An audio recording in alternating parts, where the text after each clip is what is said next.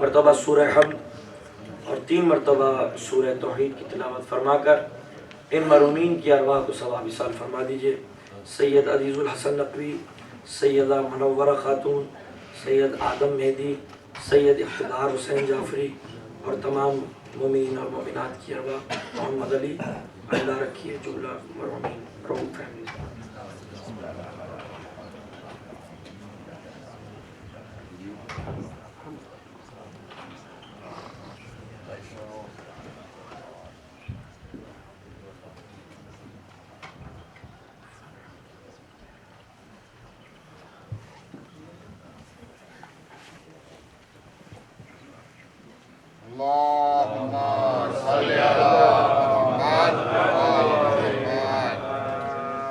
اعوذ باللہ من الشیطان اللعین الرجیم، بسم اللہ الرحمن الرحیم۔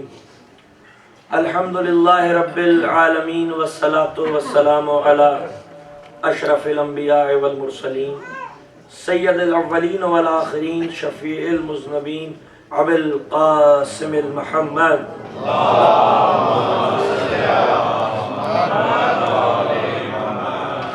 وخاتم النبیین واہل بیتہ الطیبین الطاہرین المعصومین المظلومین المنتجبین ولعنۃ اللہ علی اعدائہم اجمعین، اما بعد فقد قال اللہ سبحانہ فی کتابہ المبین وہو اصدق الصادقین۔ بسم اللہ الرحمن الرحیم۔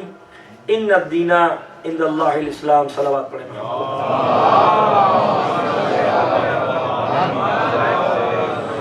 عزاداران امام مظلوم، مومنین کرام، اہل عزا، اہل ولا، تمام تعریفیں پروردگار عالم کے لیے کہ بلند پرواز ہمتیں جسے پا نہیں سکتی اور عقل و فہم کی گہرائیاں جسے چھو نہیں سکتی۔ اہل عقول کی عقلیں قاصر ہیں اور اہل عرفان کے کشف و شہود عاجز ہیں کہ پروردگار عالم کی حقیقت کل کو درک کر سکیں۔ اور بے پناہ درود اور سلام رسول اسلام اور ان کی پاک و پاکیزہ اور طیب و طاہر اولاد کے لیے۔ صلوات پڑھ دیں۔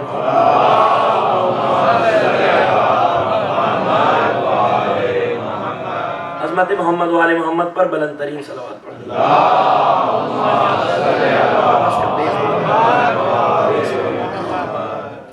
عزیزان ملت، دیگر نعرہ صلوات۔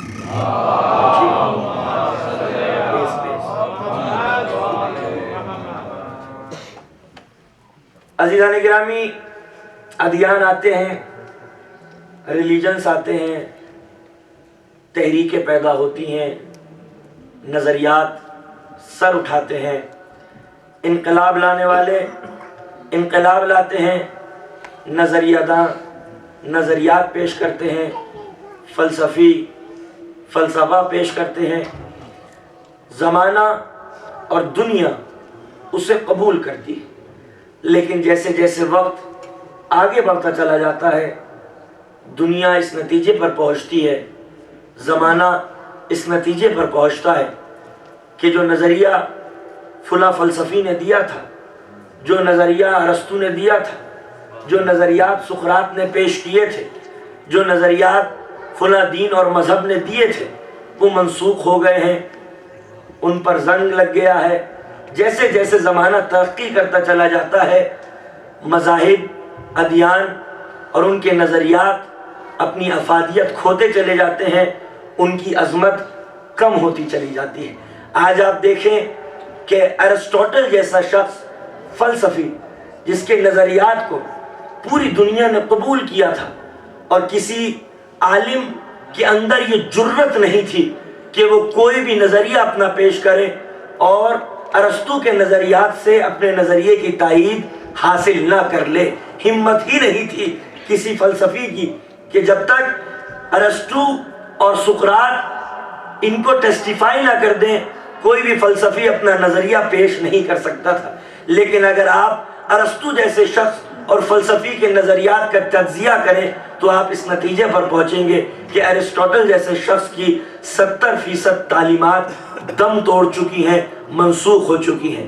سقراط جیسا فلسفی جس نے نظریات پیش کیے تھے، اس کی 80% تعلیمات اور ٹیچنگز منسوخ ہو چکی ہیں، آؤٹ ڈیٹڈ ہو چکی ہیں۔ انویلیڈیٹ ہو چکی ہیں، اس لیے کیونکہ وہ معصوم نہیں تھے، غیر معصوم تھے۔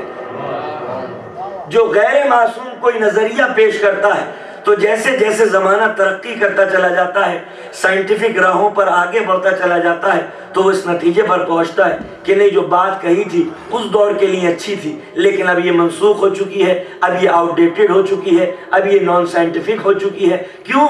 کیونکہ وہ معصوم نہیں تھے، غیر معصوم تھے۔ لیکن جب اسلام کوئی نظریہ پیش کرتا ہے، لیکن جب کوئی معصوم نظریہ پیش کرتا ہے اور زمانہ آگے بڑھتا چلا جاتا ہے تو ان کی عظمت میں کمی نہیں واقع ہوتی، بلکہ ان کی عظمت میں چار چاند لگتے چلے جاتے ہیں۔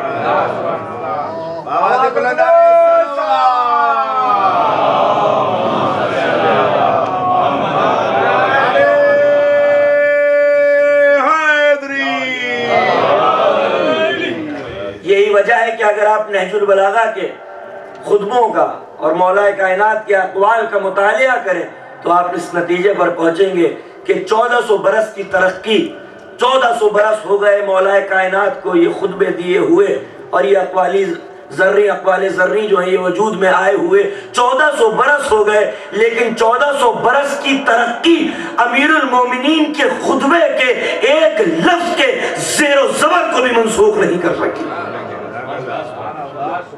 کیوں؟ کیونکہ وہ غیر معصوم نہیں تھے، وہ معصومین تھے۔ تو جو غیر معصومین ہوتے ہیں جب وہ اپنی تھیوریز دیتے ہیں، اپنے نظریات پیش کرتے ہیں، اپنے آئیڈیاز دنیا کو دیتے ہیں تو زمانہ انہیں قبول کر لیتا ہے۔ لیکن جب زمانہ ترقی کر کے آگے بڑھ جاتا ہے تو پھر اس منزل پر پہنچتا ہے کہ جو نظریہ دیا گیا تھا وہ نان سائنٹیفک ہے، ریشنل ہے، اللاجیکل ہے، اور وہ اپنی افادیت کھو دیتے ہیں، ان کی عظمت کم ہوتی چلی جاتی ہے۔ لیکن اسلام وہ ہے، اس کا کلام وہ ہے، قرآن مجید وہ ہے، معصومین وہ ہے، ان کے کلمات وہ ہے کہ جیسے جیسے زمانہ ترقی کرتا چلا جا رہا ہے ان کی عظمت گھٹ نہیں رہی، ان کی عظمت بڑھتی چلی جا رہی، ان کی عظمت بڑھتی چلی جا رہی۔ امیر المومنین علی ابن ابی طالب علیہ الصلوۃ والسلام، یہ آج تو ابتدائی مجلس ہے اور میں چاہتا ہوں کہ اس میں امیر المومنین کی وصیت ہے جو نہج البلاغہ کے اندر موجود ہے۔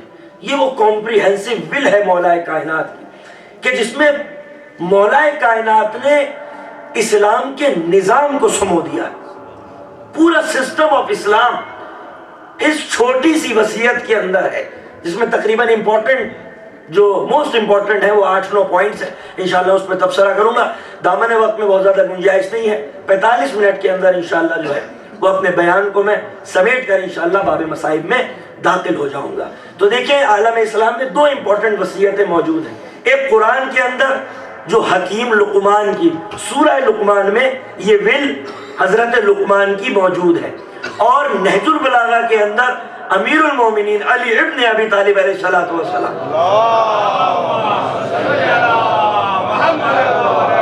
کی وصیت ہے۔ لیکن اگر آپ دونوں وصیتوں کو کمپیئر کریں گے تو آپ کو محسوس ہوگا کہ امیر المومنین کی وصیت ایسی ہے جیسے قطرہ بے بساط کے سامنے سمندر بے قرار ہو،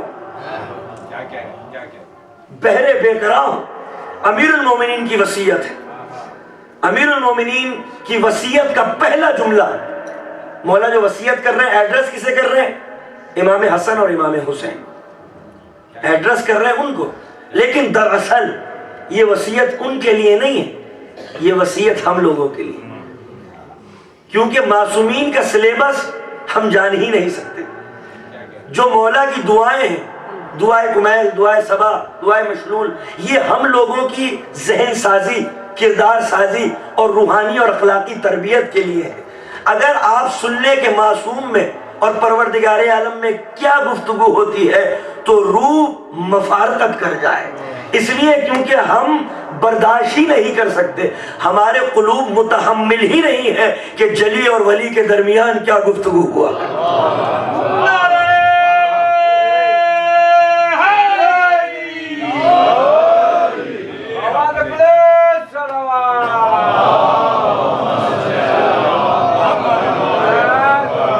کوفے کی بھیگی ہوئی رات تھی جس میں امیر المومنین مناجات میں مشغول تھے ایک صحابی جو کونے میں بیٹھے ہوئے اللہ کی عبادت کر رہے تھے، مناجات کی زمزم ریزیاں جو سنی تو جیسے روح رقص کرنے لگی ہو. مولا کائنات کے قریب آ کے بیٹھ گئے. مولا یہ کیسے جملے ہیں، یہ کیسے کلمات ہیں جن کو سننے کا اتفاق کبھی نہیں ہوا. مولا کائنات نے کہا خاموش رہو، سوال نہ کرو، لیکن جب طلب طنز بن جائے تو ولایت برداشت نہیں کرتی ہے. اور اس اندھیری رات میں نہ جانے کتنے دیے تھے معرفت کے جو جلنے لگے. بہت دیر ہو گئی، کوئی حس اور حرکت کی آواز نہیں آئی. مولا آگے بڑھے، صحابی کی نبضوں پہ ہاتھ رکھا. انا للہ و انا الیہ راجعون. ہم نہ کہتے تھے کہ تم تجلیوں کو بے نقاب برداشت نہ کر سکو گے. بس یہی فرق ہے صحابی رسول میں اور جانشین رسول میں.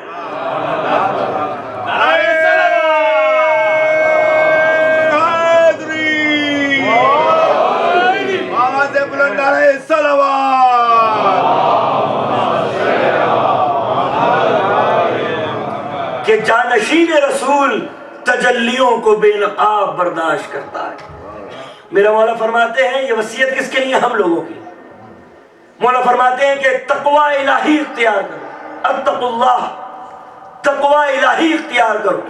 مولا کائنات کی وصیت کا پہلا جملہ، یہ وصیت ہر نوجوان کو یاد ہونی چاہیے.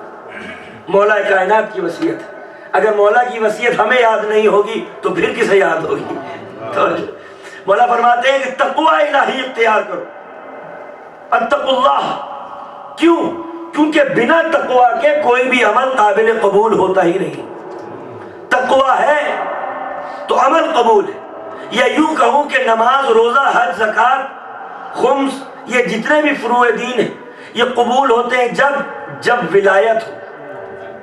جب ولایت ہو، اور ولایت جب قبول ہوتی ہے جب تقوی الہی ہو. اگر تقوی نہیں ہے تو کوئی بھی عمل ہمارا قبول نہیں کرے گا پروردگار عالم. تقوی کیا ہے؟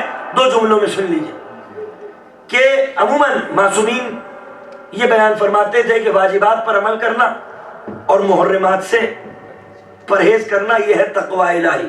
حرام چیزوں سے بچو اور واجبات پر عمل کرو، یہ ہے تقوی. تقوی اسے بھی کہتے ہیں کہ متقی وہ ہوتا ہے جس کی صرف محفل پاک نہیں ہوتی، جس کی تنہائی بھی پاک ہوا کرتی. متقی کی محفل بھی پاک ہوتی ہے، متقی کی تنہائی بھی پاک ہوتی. بہت سارے ایسے ہوتے ہیں کہ محفلیں پاک کر لیتے ہیں، تنہائی پاک نہیں کر پاتے. لیکن متقی وہ ہوتا ہے کہ جس کی خلوت بھی پاک ہو، جس کی جلوت بھی پاک ہو. متقی کون ہے؟ متقی سمجھ لیجئے، متقی وہ شخص ہے، اگر آپ کوئی گاڑی دیکھیں جس میں بریک نہ ہو، بریک فیل کار کسی بھی کھیت میں چلی جائے گی، کسی کی جگہ میں دراندازی کرے گی کیونکہ بریک فیل ہے. تو غیر متقی وہ ہوتا ہے جس کے بریک فیل ہوں اور تمناؤں اور آرزوں اور ڈیزائرز پہ اقتدار نہ رکھتا ہو.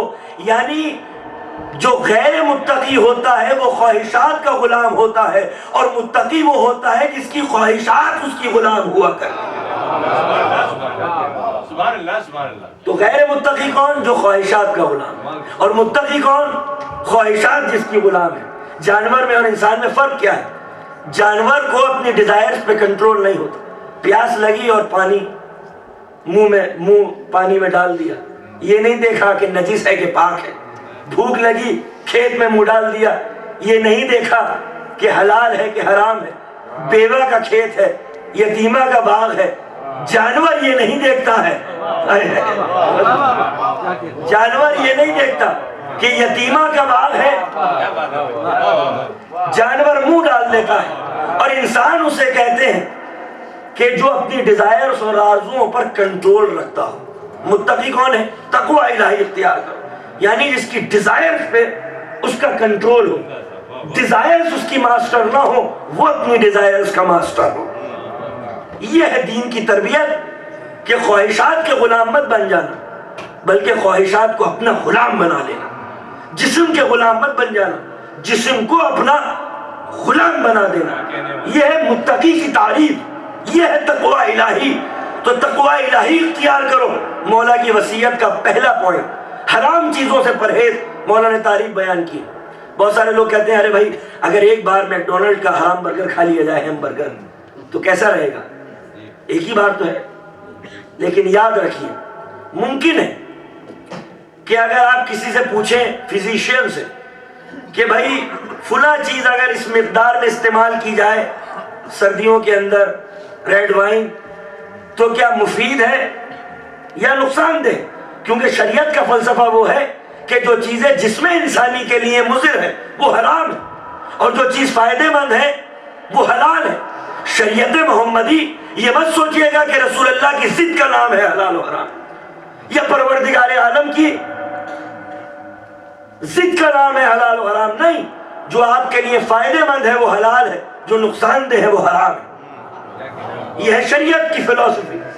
تو اگر آپ پوچھیں کہ بھائی اگر اتنی مقدار میں استعمال کی جائے ریڈ وائن تو ممکن ہے کہ کوئی ڈاکٹر کہہ دے کہ ہاں بھائی بہت فائدے مند ہے.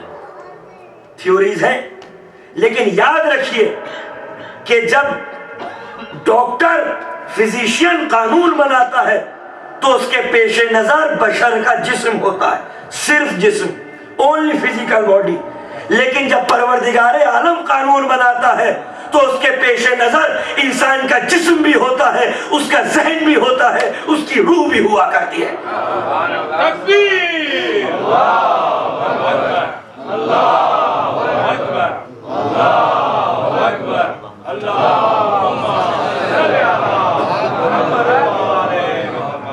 تو جب فزیشین قانون بنائے گا تو اس کے پیش نظر انسان کا صرف جسم اور فزیکل باڈی ہوگی.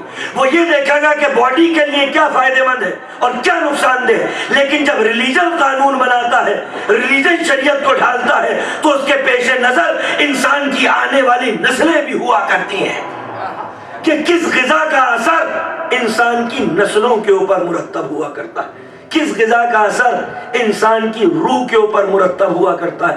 یہی وجہ ہے کہ جب میرا مولا کربلا میں تقریر کر رہا تھا تو ایک مرتبہ میرے مولا نے کہنا شروع کیا, میں مصداق انما ہوں, میں مصداق حل عطا ہوں, میں مصداق کوثر ہوں. میری ذات وہ ہے جو لعاب دین رسالت سے بلا فصل سیراب ہوتی رہی ہے. میں وہ ہوں جس کا منبر پشت رسول ہے, مگر لوگوں کی طبیعتوں پر کوئی اثر نہیں ہوا. میرے مولا نے تقریر روکی, کہا علی کا بیٹا, سیدہ کا لال, حسن کا بھائی اور رسول کا بیٹا تمہارے سامنے تقریر کر رہا ہے اور تمہاری طبیعتوں پر کوئی اثر نہیں ہو رہا. اس کی وجہ یہ ہے, اس کا سبب یہ ہے, اس کا ریزن یہ ہے کہ حرام غذائیں تمہارے لہو کے اندر شامل ہو چکی ہیں.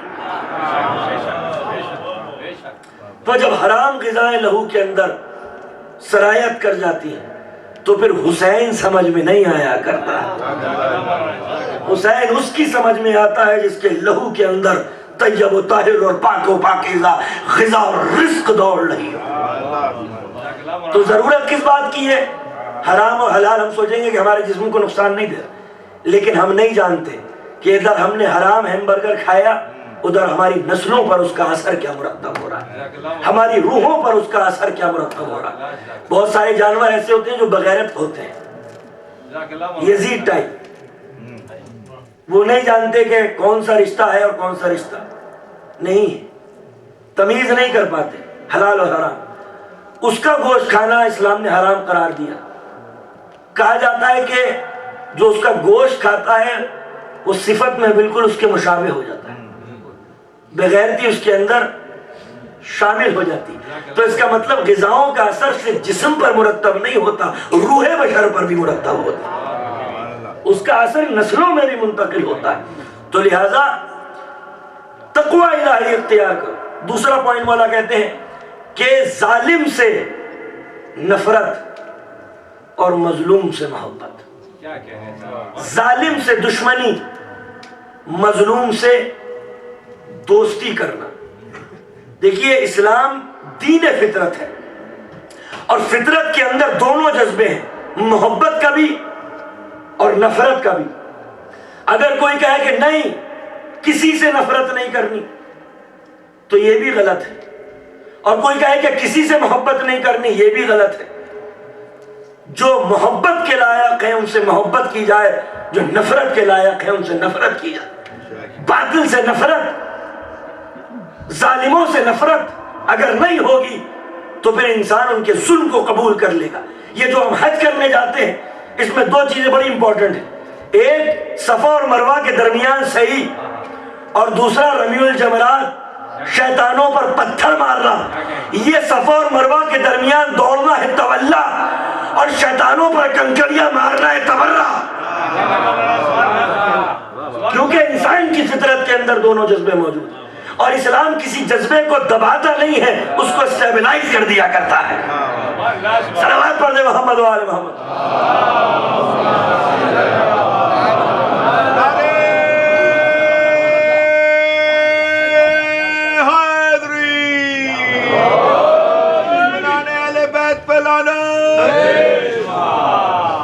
تو مولا فرماتے ہیں کہ ظالم سے دشمنی اور مظلوم سے دوستی، یہ میری وصیت ہے۔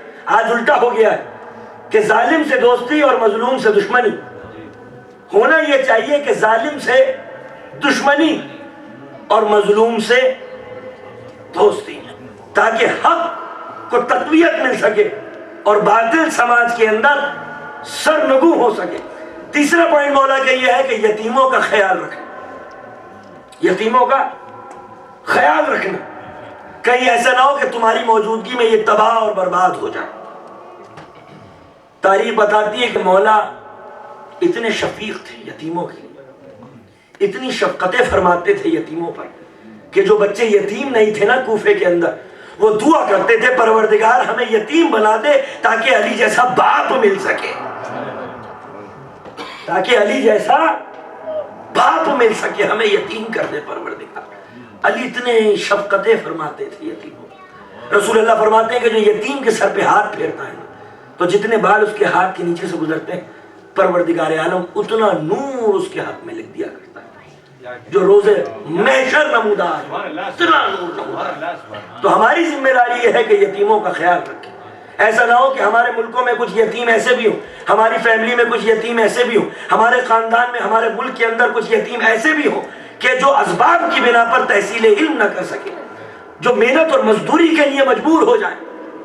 تو یہ ہماری ذمہ داری ہوگی کہ ہم یتیموں کا خیال رکھیں۔ ایک روایت میں ملتا ہے کہ حضرت عیسیٰ قبرستان سے گزر رہے تھے، دیکھا ایک شخص پر عذاب ہو رہا، کچھ دنوں کے بعد جب گزرے تو دیکھا عذاب ختم ہو گیا۔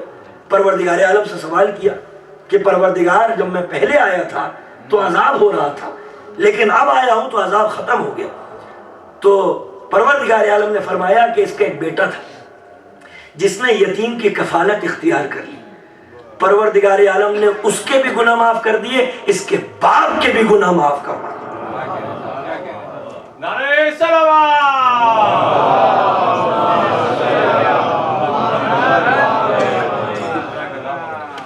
تو یتیموں کا خیال رکھنا، تمہاری موجودگی میں کہیں وہ تباہ اور برباد نہ ہو جائے، یتیموں کا خیال رکھنا۔ اس کے بعد مولا فرماتے ہیں کہ آپسی کشیدگیوں کو دور کرنا، آپسی کشیدگیوں کو دور کرنا، اس لیے کیونکہ میں نے رسول اللہ سے سنا ہے کہ آپسی کشیدگیوں کو دور کرنا عام نماز اور روزے سے افضل ہے۔ آپسی کشیدگیوں کو، یعنی جو فیملی ٹائز ہوتی ہیں اس میں شگاف پیدا ہو جاتا ہے، دوریاں ہو جاتی ہیں، تعلقات ختم ہو جاتے ہیں، تو لہذا رسول فرماتے تھے کہ صلہ رحمی کرو۔ اگر تم چاہتے ہو کہ تمہاری عمر میں اضافہ ہو، تمہارے رزق میں اضافہ ہو، اگر تم یہ نہیں چاہتے کہ تمہاری عمر میں اضافہ ہو، تمہارے رزق میں اضافہ ہو تو قطع رحمی کرو، لیکن اگر چاہتے ہو کہ رزق اور عمر دونوں میں اضافہ ہو تو پھر صلہ رحمی کیا کرو۔ صلہ رحمی سے عمریں طویل ہوتی ہیں، رزق میں اضافہ ہوتا ہے۔ دیکھیں ہماری جتنی بھی پریشانیاں ہیں، سوشل پرابلم، توجہ چاہتا ہوں، اس کی بنیاد ہے ایک چیز پر، اور وہ ہے ایکسپیکٹیشنز، وہ ہے امیدیں۔ ہماری ایکسپیکٹیشنز ہوتی ہیں، اس کی بنا پر پرابلمز پیدا ہوتی ہیں۔ ریلیشن شپ، بھائی ہم نے اس کی برتھ ڈے میں $100 دیے تھے اور اس نے $50 دیے ہمارے بچے کی برتھ ڈے میں، ایکسپیکٹیشن، تعلقات خراب ہو گئے۔ ہم نے اس کی بیٹی کی شادی میں 500 دیے تھے اور اس نے جو ہے وہ 200 دیے، ایکسپیکٹیشنز۔ تو جتنی بھی پریشانیاں ہیں وہ ایکسپیکٹیشنز کی بنا پر ہوتی ہیں۔ چوتھے امام زین العابدین علیہ الصلوۃ والسلام نے قیامت کا جملہ بیان فرمایا ہے، ہماری پریشانیوں کا واحد حل ہے۔ مولا نے قیامت کر دی ہے دو جملوں کے اندر، سمندر سمو دیا ہے دو جملوں کے اندر۔ مولا فرماتے ہیں، توجہ کے ساتھ سنیے گا، مولا کہتے ہیں کہ جو کچھ بندوں کے پاس ہے اس سے بے نیاز ہو جاؤ۔ جو کچھ بندوں کے پاس ہے یعنی ایکسپیکٹیشنز ختم کر دو بندوں سے۔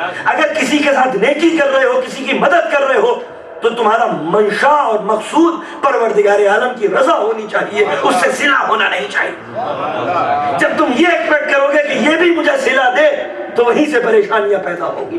تو مولا فرماتے ہیں کہ جو کچھ بندوں کے پاس ہے اس سے بے نیاز ہو جاؤ، اور جو کچھ خدا کے پاس ہے اس کے طلبگار ہو جاؤ۔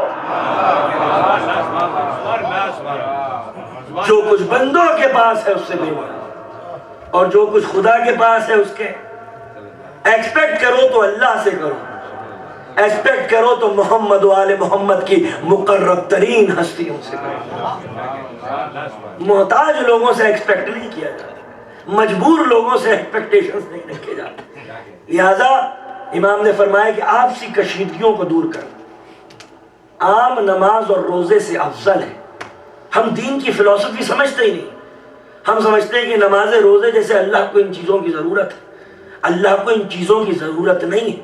اگر ہم نماز پڑھتے ہیں تو فائدہ ہمیں پہنچتا ہے، اگر ہم روزہ رکھتے ہیں تو فائدہ ہمیں پہنچتا ہے، سوسائٹی کو پہنچتا ہے۔ ہم کوئی بھی کام کرتے ہیں عبادت کا، اس کا فائدہ نہ اللہ کو ہے۔ ہم عزاداری کرتے ہیں تو امام حسین کو کوئی فائدہ نہیں ہے۔ ہم عبادت کرتے ہیں تو اس کی مشیت میں اضافہ نہیں ہوتا۔ اگر ہم اس کی عبادت کرتے ہیں تو فائدہ ہمیں پہنچتا ہے، اگر ہم عزاداری کے فرائض انجام دیتے ہیں تو فائدہ ہمیں پہنچتا ہے، کیونکہ وہ بے نیاز خدا ہے، اور یہ بے نیاز خدا کی بے نیاز ہستیاں ہیں۔ نہ اس کو عبادت کی ضرورت ہے، نہ ان کو اطاعت کی ضرورت ہے۔ اگر عبادت کرتے ہیں تو فائدہ ہمیں ملتا ہے، اگر اطاعت کرتے ہیں تو فائدہ ہمیں ملتا ہے۔ یہ لینے والے نہیں ہیں، یہ عطا کرنے والے ہیں۔ نعرہ سلوات!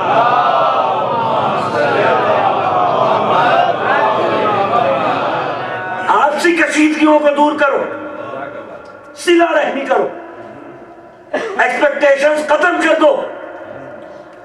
ایک شخص رسول اللہ کے پاس آیا، کہتا ہے کہ رسول اللہ، میرے رشتہ دار انہوں نے تعلقات منقطع کر دیے ہیں، ہر وقت برا بھلا کہتے ہیں، ہر وقت مجھے گالیاں دیتے رہتے ہیں، یہی جملے ہیں اس کے، مجھے گالیاں دیتے ہیں، برا بھلا کہتے ہیں، اور تعلقات ختم کر دیے۔ رسول اللہ نے پوچھا، اچھا تم نے کیا کیا؟ کہا ٹٹ فار ٹیٹ۔ یہ آج کا اصول ہے، ٹٹ فار ٹیٹ۔ اسلام ٹٹ فار ٹیٹ کے لیے نہیں آیا تھا، اسلام ٹٹ فار ٹیٹ والے پرنسپل کو نہیں مانتا، اسلام درگزر کو قبول کرتا ہے، اسلام صلہ رحمی کو پروموٹ کرتا ہے۔ رسول اللہ پوچھتے ہیں، اچھا تم نے کیا کیا؟ ارے صاحب انہوں نے تعلقات ختم کیے تو ہم نے بھی تعلقات ختم کر دیے، انہوں نے برا بھلا کہا تو ہم نے بھی برا بھلا کہا، انہوں نے ہمیں گالیاں دی تو ہم نے بھی ان کو اچھی اچھی گالیاں دی۔ تو رسول اللہ فرماتے ہیں، اگر تم ایسا کرو گے تو رحمت پروردگار عالم منہ پھیر لے گی۔ تو حضور کیا کروں؟ کیا کروں؟ اب سنیں، یہ ہے رسول اللہ کا حکم، یہ ہے مولا کائنات کا حکم۔ رسول اللہ کہتے ہیں کہ جو تم سے توڑے تم اس سے جوڑو، ٹٹ فار ٹیٹ نہیں، ٹٹ فار ٹیٹ نہیں۔ جو تم سے توڑے تم اس سے جوڑو، جو تمہیں محروم کرے تم اسے عطا کرو، جو تمہارے ساتھ زیادتی کرے تم اسے معاف کر دو۔ اگر تم ایسا کرو گے تو رحمت پروردگار عالم کی بارش تمہارے اوپر ہونے لگے۔ یہ ہے رسول اللہ کا حکم کہ جو توڑے تم اس سے جوڑو، جو تمہیں محروم کرے تم اسے عطا کرو، جو تمہارے ساتھ زیادتی کرے تم اسے معاف کر دو۔ وجہ کیا ہے؟ یہ جو ریلیشن شپ خراب ہوتے ہیں ہمارے، اس کی بنیاد ہے ایگو، اس کی بنیاد ہے ایروگنس۔ نہیں صاحب، ہم پہل نہیں کریں گے ورنہ ہم چھوٹے ہو جائیں گے۔ یہ ہے تکبر کی بنیاد، جس کے اندر ہیوملٹی ہوتی ہے، جس کے اندر انکساری ہوتی ہے، اس کے اندر تکبر نہیں ہوتا، ایگو نہیں ہوتی۔ کیوں؟ کیونکہ ایگو انسان کی صفت نہیں ہے، شیطان کی صفت ہے۔ آدم کے سامنے شیطان ایگوئسٹک ہو گیا تھا، ایروگنٹ ہو گیا تھا۔ ابا واستکبر وکان من الکافرین، اس نے تکبر کیا اور کافروں میں ہو گیا۔ تکبر کر کے کافروں میں ہوا تھا، یعنی تکبر کفر کی بنیاد ہے۔ ابا واستکبر وکان من الکافرین، اس نے تکبر کیا اور کافرین میں شامل ہو گیا۔ اب دیکھیں، ایک مرتبہ میری طرف دیکھیں سر اٹھا کے، باڈی لینگویج کو ملاحظہ فرمائے میری۔ مولا کائنات فرماتے ہیں کہ اے حضرت انسان، توجہ سے، اے حضرت انسان، جس تکبر کی بنا پر ابلیس کو جنت سے نکالا گیا، جس تکبر کی بنا پر، ایروگنس کی بنا پر، ایگو کی بنا پر شیطان کو، ابلیس کو جنت سے نکالا گیا، تو کیا سمجھتا ہے اس ایگو اور ایروگنس کو لے کے تو جنت میں داخل ہو جائے گا؟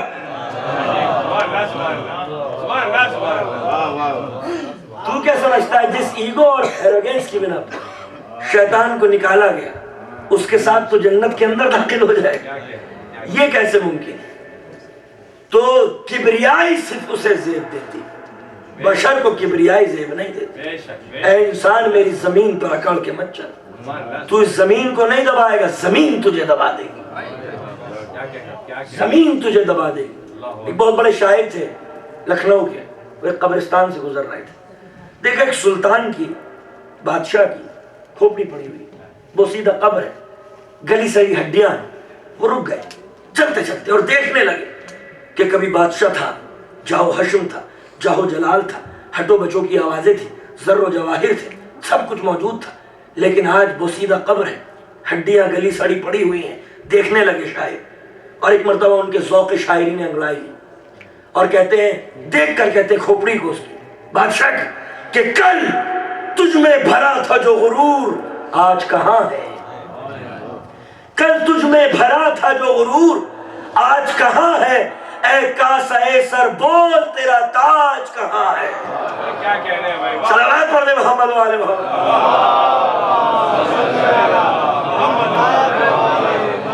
اے کاسہ سر بول تیرا تاج کہاں ہے؟ تو آپسی کشیدگیوں کو دور کرنا نماز اور روزے سے افضل ہے۔ یہ جتنی بھی پریشانیاں ہیں، پرابلمز ہیں ریلیشن شپس میں، اس کی بنیاد ہے دو چیزوں پر، ایکسپیکٹیشن، ایگو اور ایروگنس۔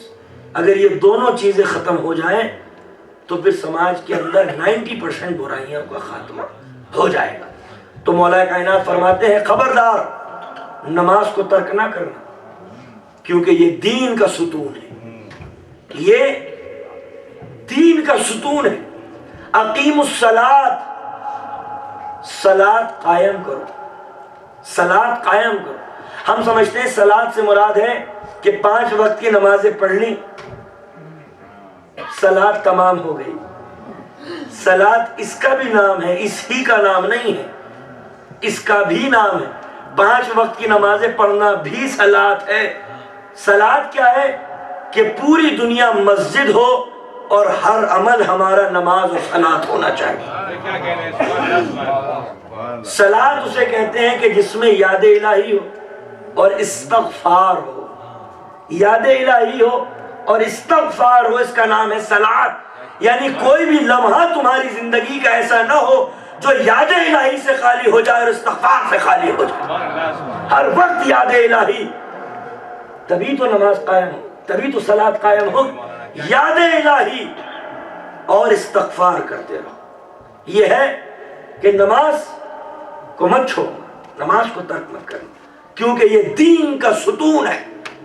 خبردار قرآن مجید کو ترک مت کر دینا، کہیں ایسا نہ ہو کہ غیر قومیں اس پر عمل کرنے میں سبقت لے جائیں۔ قرآن مجید کو پیچھے مت چھوڑ دینا۔ تو قرآن مجید کو تاکہ دیوار کی زینت مت بناؤ، تاکہ دل کی زینت بناؤ۔ یہ کپڑے میں لپیٹ کر چومنے کے لیے نہیں آیا ہے صرف، بلکہ افلا یتدبرون القرآن، قرآن میں غور و فکر کیوں نہیں کرتے؟ تو کم سے کم امام جعفر صادق علیہ الصلوۃ والسلام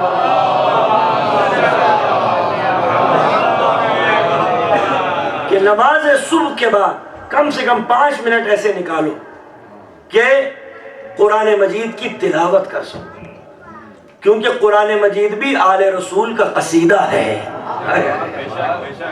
مشیت نے جو قصیدہ پڑھا ہے آل رسول وہ قرآن مجید ہے، تو جب تک ہم قرآن مجید نہیں پڑھیں گے تب تک مودت کا حق ادا نہیں ہو۔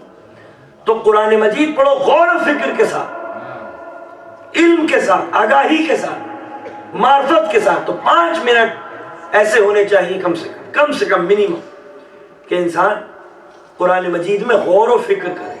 افلا یتدبرون القرآن، قرآن میں غور و فکر کیوں نہیں کرتے؟ اب مولا فرماتے ہیں کہ خانہ کعبہ کو تنہا مت چھوڑنا، خانہ کعبہ کو تنہا مت چھوڑنا۔ امام حسین نے فرمایا تھا عبداللہ ابن زبیر سے کہ عبداللہ ابن زبیر، کعبے کے لیے ڈھال بننا، کعبے کو اپنی ڈھال مت بنانا۔ اور عبداللہ ابن زبیر نے وہی کام کیا، کعبے کو اپنی ڈھال بنایا۔ سوچا کہ یزید کا لشکر یہاں نہیں پہنچ پائے، میں تو امن کے شہر میں ہوں، تو مسجد الحرام میں ہوں، میں تو حرم میں ہوں، یزید کی فوجیں داخل نہیں ہوں۔ لیکن کیا ہوا کہ خلاف کعبہ جلا دیا، کعبے کی دیوار کو منہدم کیا گیا۔ اور آج بکا ہوا مولوی اور مفتی کہتا ہے کہ یزید رضی اللہ تعالیٰ عنہ۔ تو خانہ کعبہ کو مت چھوڑ، اور اس کو اپنی ڈھال مت بنا، بلکہ خانہ کعبہ کے لیے ڈھال بنا۔ پھر امام فرماتے ہیں کہ امر بالمعروف اور نہی عن المنکر کرتے رہنا۔ اگر تم نے ایسا نہ کیا تو پروردگار عالم جابر سلطانوں کو تمہارے اوپر مسلط کر دے گا، جو نہ تمہارے نیک لوگوں کی دعاؤں کو قبول کرے گا، اور جب تمہارے نیک اور صالح لوگ توبہ کریں گے تو ان کی توبہ قبول نہیں ہوگی۔ تو امر بالمعروف اور نہی عن المنکر کرتے رہو تاکہ جابر سلطان تمہارے اوپر مسلط نہ ہو سکے۔ تو اگر تاریخ اسلام نے دیکھا کہ سن 60 ہجری میں ایک جابر اور ظالم سلطان برسر اقتدار آ گیا ہے، تو سمجھ لیجئے اس کی وجہ یہ ہے کہ مسلمانوں نے امر بالمعروف اور نہی عن المنکر کو ترک کر دیا۔ اگر یہ امر بالمعروف اور نہی عن المنکر ترک نہ کرتے تو جابر سلطان برسر اقتدار نہ آتے۔ امام نے جو مینا کے میدان میں خطبہ دیا ہے اس میں یہی فرمایا تھا کہ حسین اس لیے نہیں جا رہا کہ حسین فتنہ اور فساد چاہتا ہے، بلکہ حسین اس لیے جا رہا ہے کیونکہ تم نے میری نانا کی سنت کو بھلا دیا۔ حسین اپنے نانا کی سنت کو زندہ کرنے کے لیے جا رہا، تم نے میری باپ کی سیرت کو فراموش کر دیا۔ حسین اپنے بابا کی سیرت کو زندہ کرنے کے لیے جا رہا۔ تم میں کوئی نیکیوں کو نیکی نہیں کہتا، تم میں کوئی برائی کو برائی نہیں کہتا۔ حسین امر بالمعروف اور نہی عن المنکر کے لیے جا رہا۔ تو امام حسین کا مقصد کیا تھا؟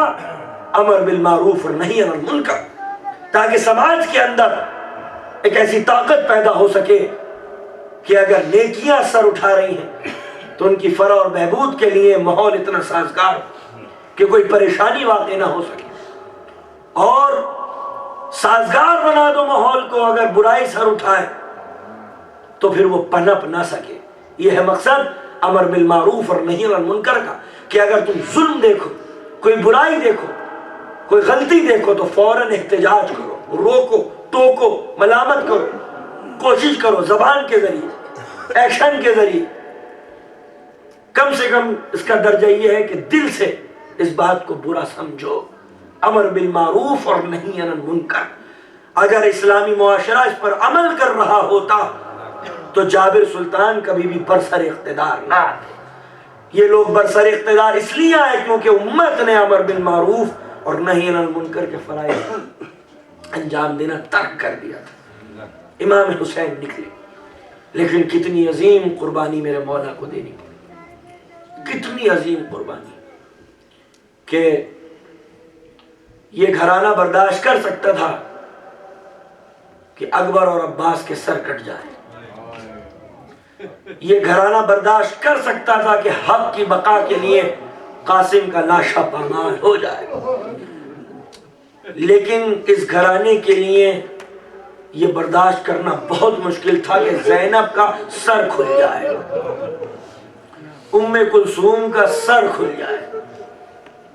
آپ کو معلوم ہے کہ جب امام حسین زین سے زمین پر تشریف لائے ہیں تو شمر میں اتنی ہمت نہیں تھی کہ امام کے نزدیک جا سکے، اسے نہیں پتا تھا کہ امام زندہ ہیں یا دم نکل چکا ہے، بس ایک ترکیب سوجھی شمر کو، کہتا ہے فوج اشقیاء زینب و ام کلثوم کے سروں سے ردائیں اتار لو۔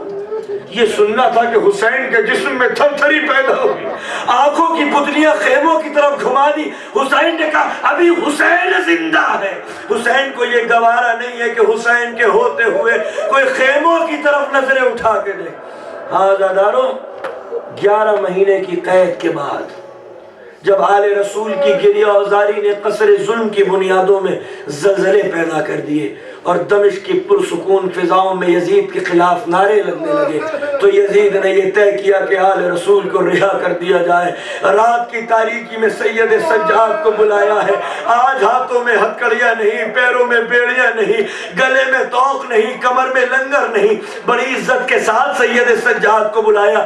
یزید نے اپنی کرسی چھوڑ دی، فرزند رسول تشریف فرما ہو جائیے۔ مولا کہتے ہیں یزید آج کیوں بیٹھنے کے لیے کہہ رہا ہے؟ ہم تو تیرے دربار میں گھنٹوں کھڑے رہے ہیں، بتا غرض کیا ہے، کیوں بلایا ہے؟ یزید نے بہت دیر کے بعد اقرار کیا، فرزند رسول جو کچھ ہو گیا ہے اسے بھول جاؤ، اپنے باپ کا خون مجھ پہ معاف کر دو اور یہ ساری دولت لے لو۔ یزید نے کنیزوں کو اشارہ کیا، کنیزوں نے خانوں پر سے کپڑے ہٹانا شروع کیے۔ جب سید سجاد نے ان سونے اور چاندی کے سکوں کو دیکھا تو کہتے ہیں یزید مجھ کو کیوں دے رہا یہ دولت؟ روز محشر اللہ کے رسول کو دینا کہ اللہ کے رسول میں نے آپ کے گھرانے کے چھوٹے چھوٹے بچوں کو ذبح کر دیا۔ یزید کہتا ہے فرزند رسول آپ میری جانب سے آزاد ہیں، چاہے مکہ میں رہیے، چاہے مدینے میں رہیے یا پھر عزت کے ساتھ دمشق میں زندگی گزاریے۔ مولا کہتے ہیں جب تک پھوپھی اماں سے مشورہ نہ کر لے۔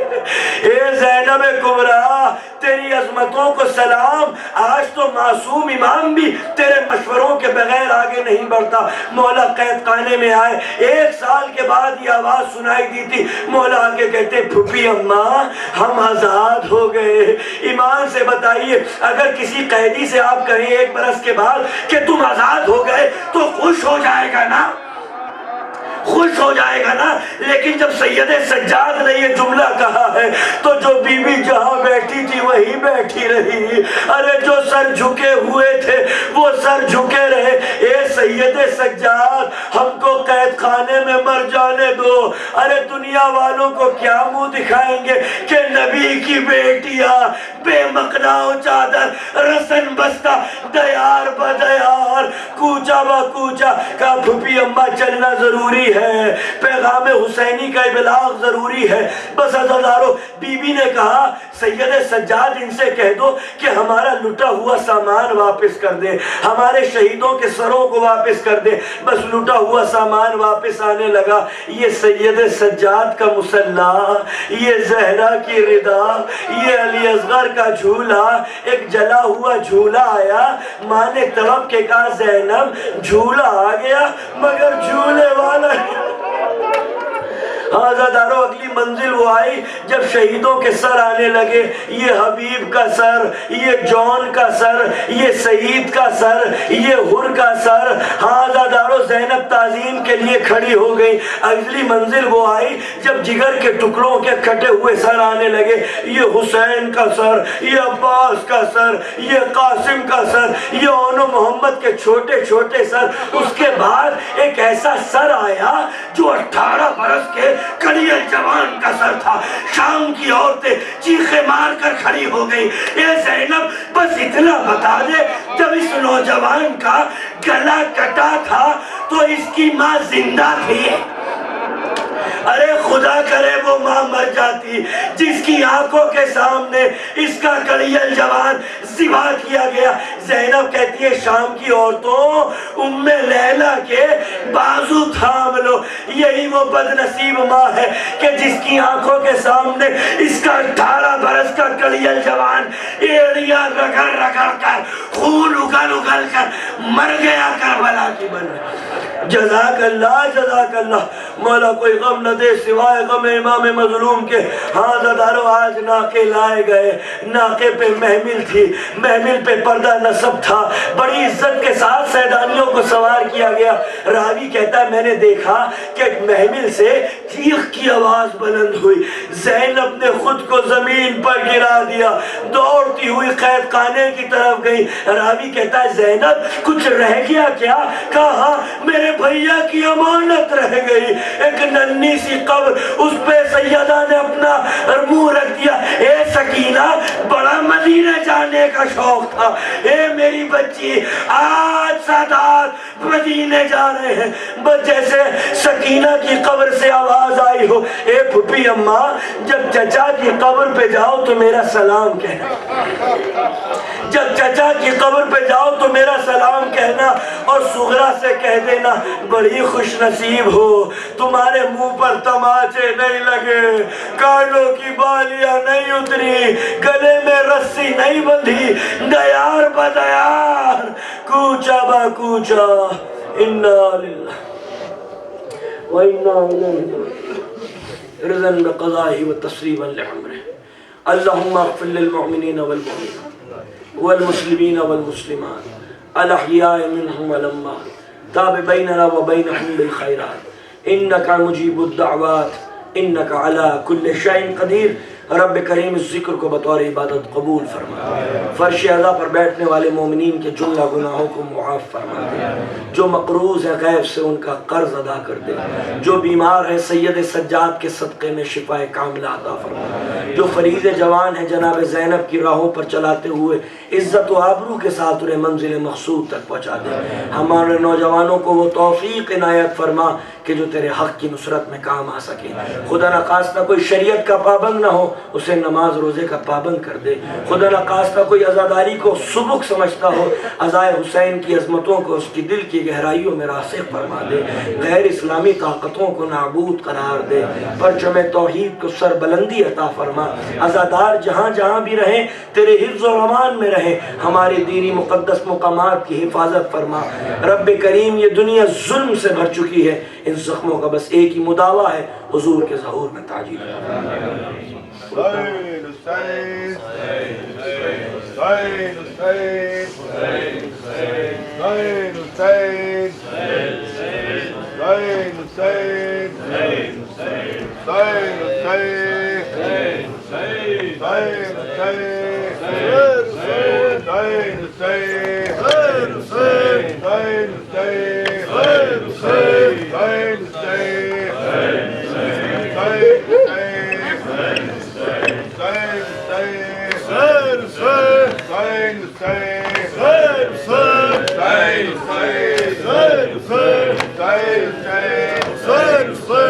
پردہ دنیا کو سکھانے والی آئی بازاروں میں زینب، پردہ دنیا کو سکھانے والی آئی بازاروں میں زینب، گھر سے باہر بھی نہ آنے والی، گھر سے باہر بھی نہ آنے والی آئی بازاروں میں زینب، پردہ دنیا کو سکھانے والی آئی بازاروں میں زینب، پردہ دنیا کو سکھانے والی آئی بازاروں میں زینب، پردہ دنیا کو سکھانے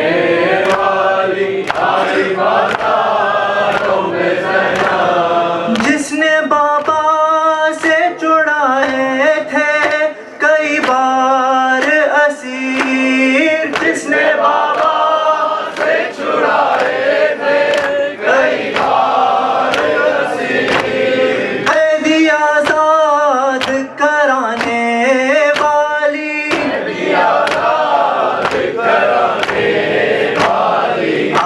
بازاروں میں زینب پردہ دنیا کو سکھانے والی، آئی بازاروں میں زینب پردہ دنیا کو سکھانے والی، آئی بازاروں میں زینب جلتے خیموں سے اٹھا لائی عباس کے بعد، جلتے خیموں سے اٹھا لائی عباس کے بعد، علی عابد کو بچانے والی، علی عابد کو بچانے والی، آئی بازاروں میں زینب پردہ دنیا کو سکھانے والی، آئی بازاروں میں زینب پردہ دنیا کو سکھانے والی، آئی بازاروں میں زینب دین کی خاطر یہ بی بی سالار بنی، دین کی خاطر یہ بی بی سالار بنی، بن کے عباس دکھانے والی، عباس دکھانے والی، آئی بازاروں میں زینب پردہ دنیا کو سکھانے والی، آئی بازاروں میں زینب پردہ دنیا کو سکھانے والی، آئی بازاروں میں زینب اپنے سینے پہ سکینہ کو زندانوں میں، اپنے سینے پہ سکینہ کو زندانوں میں، داد بھائی کے سلانے والی، بھائی کے سلانے والی، آئی بازاروں میں زینب پردہ دنیا کو سکھانے والی، آئی بازاروں میں زینب پردہ دنیا کو سکھانے والی، آئی بازاروں میں زینب ننگے سر پڑھتی رہی خطبے بازاروں میں، ننگے سر پڑھتی رہی خطبے بازاروں میں، قصر دشمن کو ہلانے والی، دشمن کو ہلانے والی، آئی بازاروں میں زینب پردہ دنیا کو سکھانے والی، آئی بازاروں میں زینب گھر سے باہر بھی نانے والی، آئی بازاروں میں زینب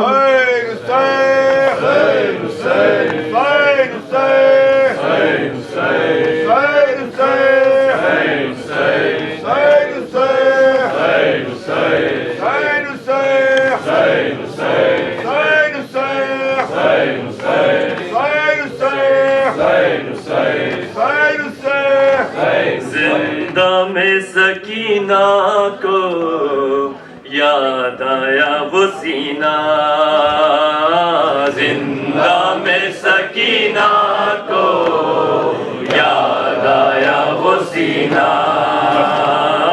زندہ میں سکینہ کو یاد آیا وہ سینہ، زندہ میں سکینہ کو یاد آیا وہ سینہ، زندہ میں سکینہ کو یاد آیا وہ سینہ، زندہ میں سکینہ کو یاد آیا وہ سینہ، جس سینے پہ سوتی تھی، ہائے ہائے جس سینے پہ سوتی تھی معصوم سکینہ، زندہ میں سکینہ کو یاد آیا وہ سینہ زندہ میں سکینہ کو یاد آیا وہ سینہ کر طرز ذرا ظالم بابا کو نہ روؤں گی میں گود میں مادر کے آرام سے سوؤں گی بے رحم لعینوں نے ہائے ہائے بے رحم لعینوں نے فریاد سنی نا زندہ میں سکینہ کو یاد آیا وہ سینہ زندہ میں سکینہ کو یاد آیا وہ سینہ ہے موت کی خاموشی تاریکی یہ زندہ میں کیا جرم کیا لوگوں معصوم سی مہمان کوئی اور تو معصومہ ہائے ہائے کوئی اور تو معصومہ یوں قید ہوئی نا زندہ میں سکینہ کو یاد آیا وہ سینہ زندہ میں سکینہ کو یاد آیا وہ سینہ ہر وقت چمکتا تھا کربل میں مدینے میں تعویذ کے مانند تھا شبیر کے سینے میں گم ہو گیا وہ کیسے ہائے ہائے گم ہو گیا وہ کیسے زندہ میں نگینہ زندہ میں سکینہ کو یاد آیا